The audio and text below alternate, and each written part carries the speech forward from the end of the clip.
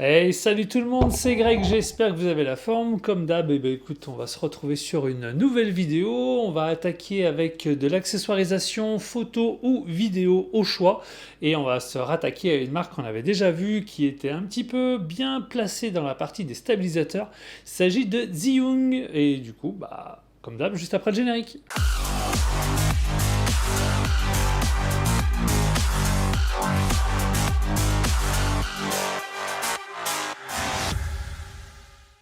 À peine arrivé, genre moins d'une semaine, et déjà présent sur une de mes prestas, je vais parler d'accessoirisation liée à la photo et la vidéo. Cette fois-ci, c'était une presta photo à une nationale de natation handisport.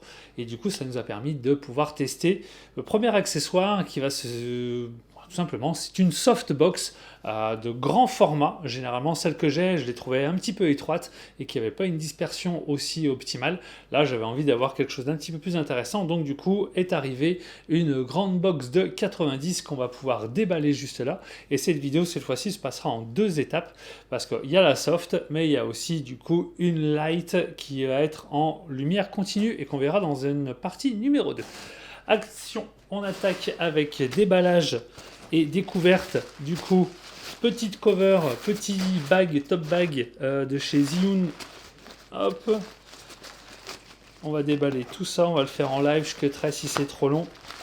À l'intérieur, on va y retrouver en premier, encore là-dedans, la partie diffuseur, un grand classique, si on connaît un petit peu l'univers d'éclairage softbox, etc.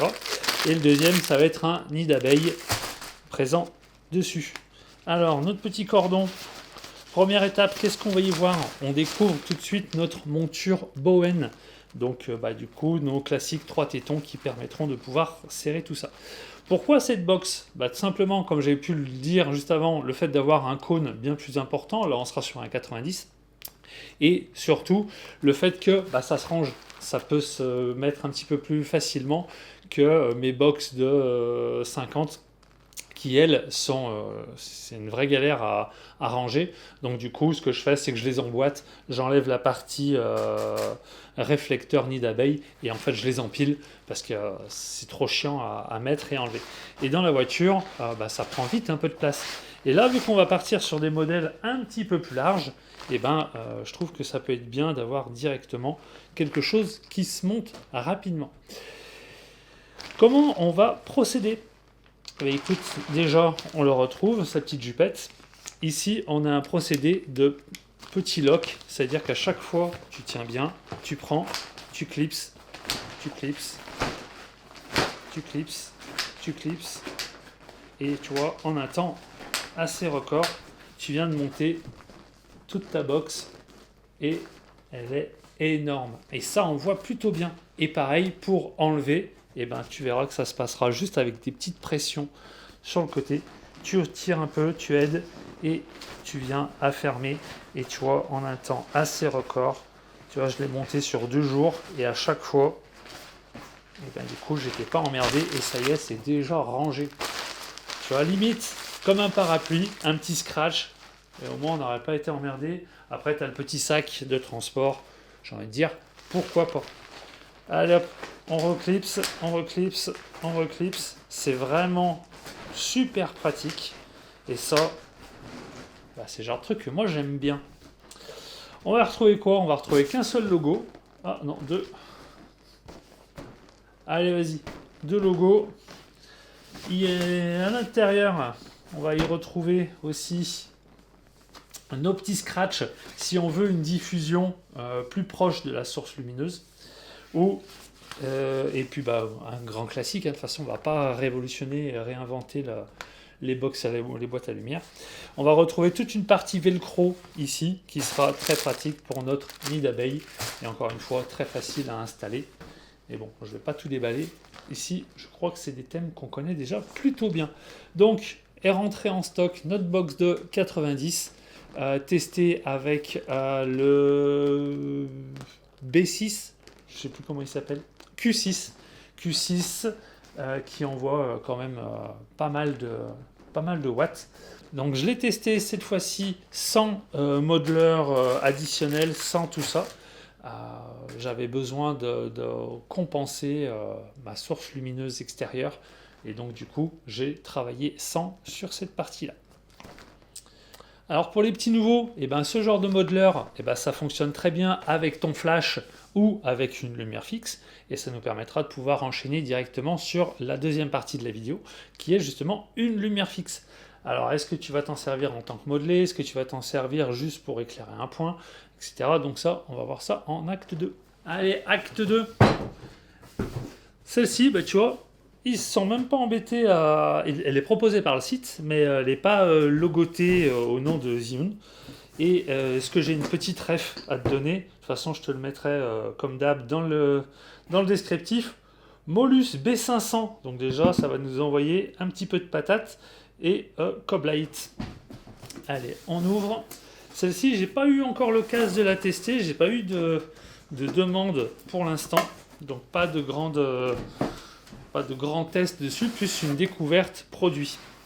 Dans les premières choses qu'on va voir, c'est que par rapport à tous les produits qu'on avait pu voir un petit peu dans le domaine de l'éclairage, généralement il y avait une case, et là du coup on n'en a pas. On va rester du coup sur un carton très standard, et de la mousse pré-percée, qui va permettre de pouvoir placer notre alimentation, notre grand bol réflecteur, et surtout, qu'est-ce qu'on a ici? Et surtout notre light, hop, qui vient ici, qui fait un peu son poids, hein, il faut le dire, elle fait son poids. Et en la voyant, honnêtement, le premier truc que j'ai bien aimé déjà, c'est cette poignée qui nous permettra de pouvoir une manipulation de notre outil plutôt bonne. Bon, ça j'ai envie de dire, c'est assez connu, encore une fois, on ne révolutionne pas grand-chose là-dessus.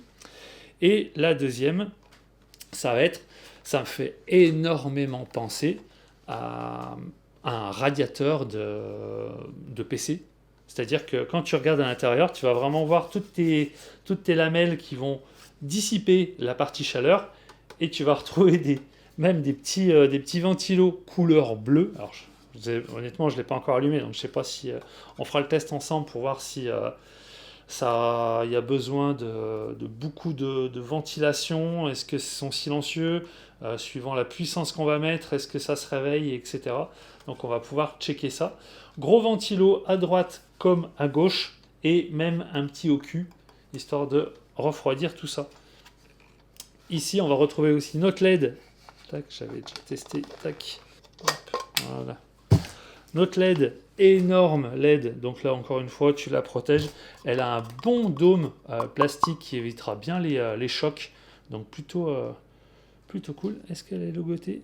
Elle est logotée, tu vois. J'étais mauvaise langue. Je ne l'ai pas vu sur le carton. Mais sur le petit diffuseur protecteur, on va dire, protecteur, c'est quand même bien Zhiyun qui est présent sur ce produit. Allez, grand classique. Regarde, on va se faire un peu de place. On va se prendre une rallonge. On va sortir notre classique, notre pied, notre petit stand ici. Déjà, ça c'est bien, tu vois. La griffe ici, elle fait pas de chip. Et ça, c'est plutôt cool. Et tu vois, juste limite un petit quart du tour. On est pas mal là. La pression. Allez, vas-y. Qu'est-ce que ça donne?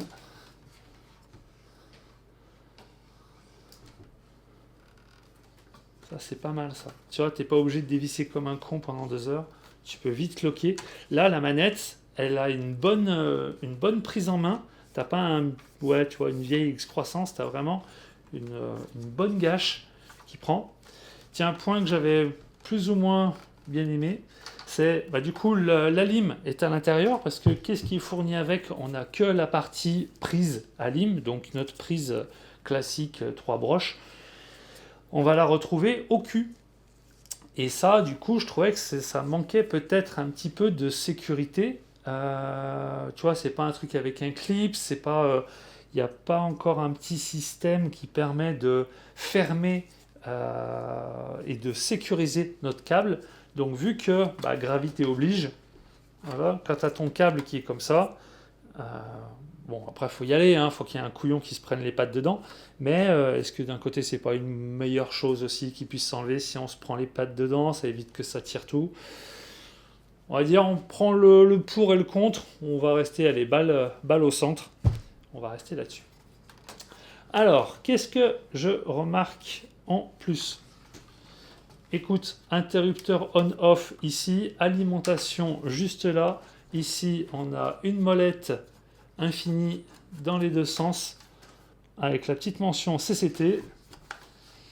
Et de l'autre côté, on a DIM. Ok, donc là, ça va être notre intensité. Et on y remarque aussi un petit USB-C. J'ai lu sur la fiche technique que celui-ci pouvait être aussi pilotable via l'application qui permettra, encore une fois, allumer, éteindre et jouer sur les diverses intensités. Peut-être même les puissances de ventilation. On verra si on peut avoir un peu plus de détails dessus. Cette fois-ci, bah écoute, même logique, on garde les petits tétons et en monture Bowen. Cette fois-ci, tac, monté avec un bol qui permettra d'avoir déjà, tu vois, un faisceau plutôt large. Et histoire de faire, alors si tu veux, il faut que je comprenne bien leur, hop, voilà, un petit ergot ici qui permet de déloquer tout ça. Et on va se faire encore un peu de place. La possibilité aussi de le monter avec notre softbox. Et oui, parce que du coup, c'est aussi tout l'intérêt de la monture Bowen. Tac. Et là, tu te retrouves avec une énorme light. Ça, c'est cool. Ça, c'est cool. Ça, c'est cool. Est-ce qu'on peut lui mettre un peu de... Hop. Ça, c'est bien, ça. Peut-être même moins lourd que mon flash, tu vois. Peut-être moins lourd que le flash. Et là, tu te retrouves avec quand même un beau bébé. Allez, tu sais quoi? Hop. Ah, mais ça, j'aime bien, ça. C'est un truc malin aussi. Je m'attendais à ce qu'il me fasse un truc pas foufou. Et en fait, ça, je le mets sur l'intégralité de mes câbles. Les petits scratchs. Comme ça, du coup, tu sais que c'est rangé, c'est bien plié. Et c'est bien comme on aime. Et on a quoi là? On a quand même une prise de au moins 2,50 m, si c'est pas 3 mètres. Allez, 3 mètres de câble. Ça c'est cool ça, 3 mètres de câble. Alors, 3 mètres de câble avec le petit scratch. On se met en 0. Hop, on allume ici. Là-haut, j'ai un petit écran. Qu'est-ce qu'il nous dit? English or not? Eh ben ouais. Ah. Oh là. Blanc froid, blanc chaud. Blanc chaud à 7700 et blanc froid jusqu'à 6500 Kelvin. Ici, j'ai mon petit dim.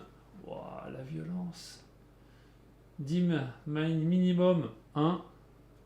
Dim maximum. J'ai peur que ça. Waouh, mais attends, la violence du truc. Monstrueux. Monstrueux. Monstrueux, monstrueux, monstrueux. Si tu appuies plusieurs fois sur le bouton, donc ça reste une molette sur laquelle tu vas pouvoir...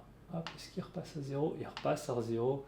Qui joue de 20 par 20 en pourcentage en termes de dim. Et si j'appuie là-haut, hop, même chose sur cette molette. Pareil, tu peux monter par étapes sur tout ça.